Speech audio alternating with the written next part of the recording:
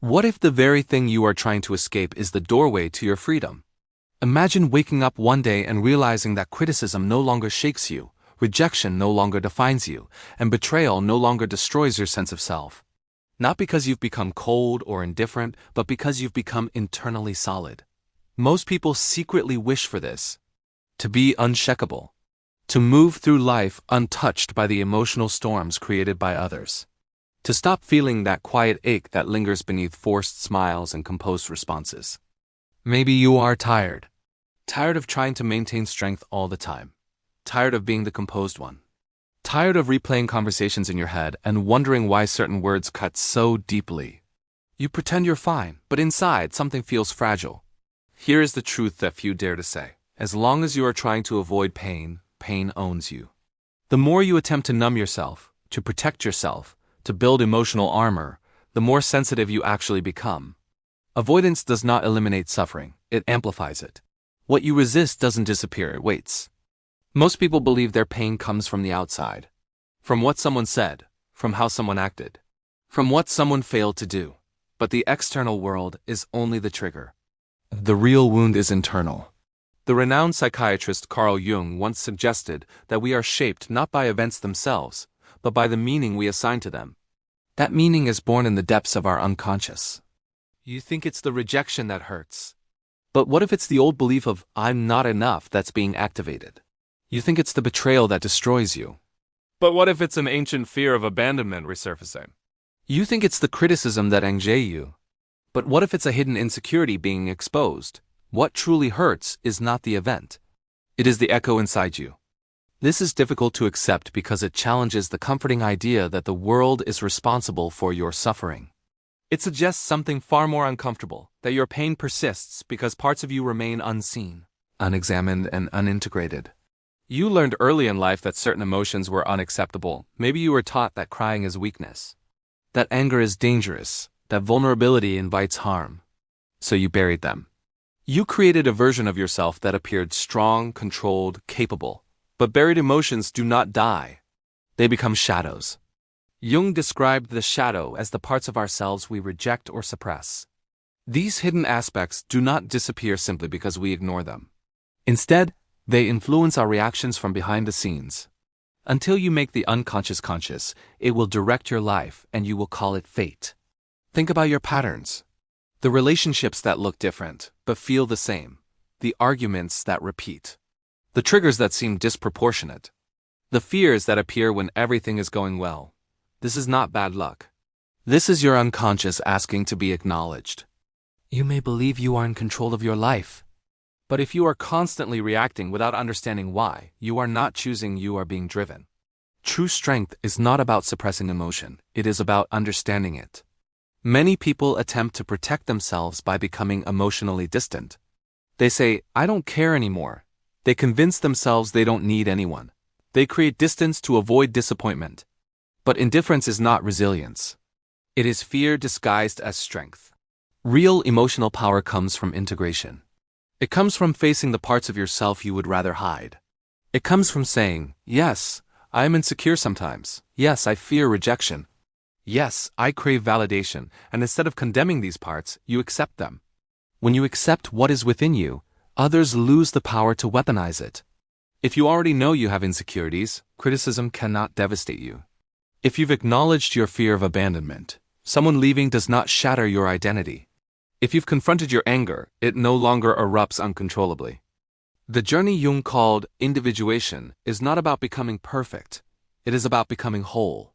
Wholeness means you are not at war with yourself. Right now, much of your suffering comes from internal conflict. One part of you wants growth. Another part clings to safety. One part wants authenticity. Another wants approval. This tension creates pain. You try to silence the discomfort instead of listening to it. The pain is not an enemy. It is information. Depression, anxiety, jealousy, anger, these are not random defects. They are signals that something within you needs attention. Ignored pain transforms into destructive patterns. Addressed pain becomes wisdom. You were conditioned to believe that suffering is weakness, that strong people don't feel deeply, that resilience means detachment. But resilience actually means presence. When you allow yourself to fully experience an emotion without running from it, you discover something powerful. You survive it. Emotions are temporary waves. What makes them overwhelming is resistance. When you resist sadness, it lingers. When you suppress anger, it builds. When you deny fear, it controls you from the shadows. But when you observe your emotions without judgment, they move through you. This does not mean you will stop feeling hurt. It means hurt will no longer define you. There is a difference between feeling pain and being consumed by it. The emotionally unconscious person reacts instantly. Words trigger them. Silence disturbs them. Rejection destabilizes them. They are constantly defending themselves. The conscious person pauses. They ask, why does this affect me? They examine their internal narrative. They take responsibility for their reactions. This is where freedom begins. Freedom is not the absence of discomfort. It is the presence of awareness. As you deepen this awareness, you begin to shed the persona of the social mask you created to be accepted. You realize how much of your identity was built around pleasing others, avoiding conflict, and appearing strong. And letting go of that persona can feel terrifying. Because if you are not the image you've maintained, who are you? That question marks the beginning of true transformation. You start recognizing that you are not your achievements, not your failures, not your traumas, not the opinions of others. You are the awareness observing all of it. When you anchor yourself in that awareness, the world loses much of its power over you. People may still criticize you. You may still experience loss. Disappointment will still exist. But these events no longer attack your core identity. You may bend, but you do not break. This internal solidity does not come from building higher walls. It comes from strengthening your center. Imagine the ocean. At the surface, waves crash violently. Storms create chaos, but deep beneath there is stillness. Most people live at the surface of their minds. Every wave disturbs them. Every external event creates turbulence. When you develop self-awareness, you move deeper. The waves continue, but you are no longer at their mercy.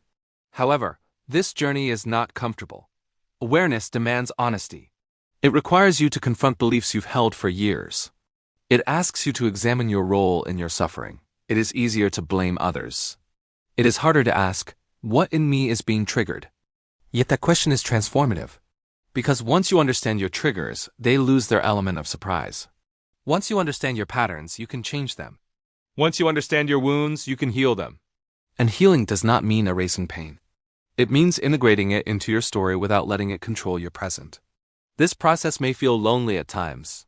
Not because you will be alone, but because fewer people choose this depth. Many prefer distraction. It is easier to scroll, to stay busy, to avoid silence. Silence reveals what noise hides. But in that silence, you discover clarity. Clarity becomes your shield, not defensiveness. Not indifference. Clarity. When you know who you are, you don't need universal approval. When you understand your value, rejection does not define it. When you accept your imperfections, they cannot be used against you.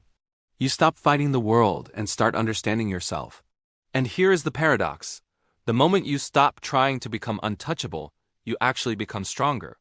Because true strength is not rigidity. It is flexibility grounded in self-knowledge. You feel but you don't drown. You hurt but you don't collapse. You lose but you don't lose yourself. Nothing external can dominate what you are fully conscious of internally. So the question is not how to stop suffering. The question is, are you willing to face what suffering is trying to teach you? Because on the other side of avoidance lies awareness. On the other side of awareness lies integration. And on the other side of integration lies a kind of emotional stability that cannot be shaken by passing storms. But there is one final truth you must confront. If you remove the distractions, the excuses, the blame, if you stop pointing outward and begin looking inward, what will you find? What part of you has been waiting patiently to be acknowledged? And if you truly listen, what might change forever?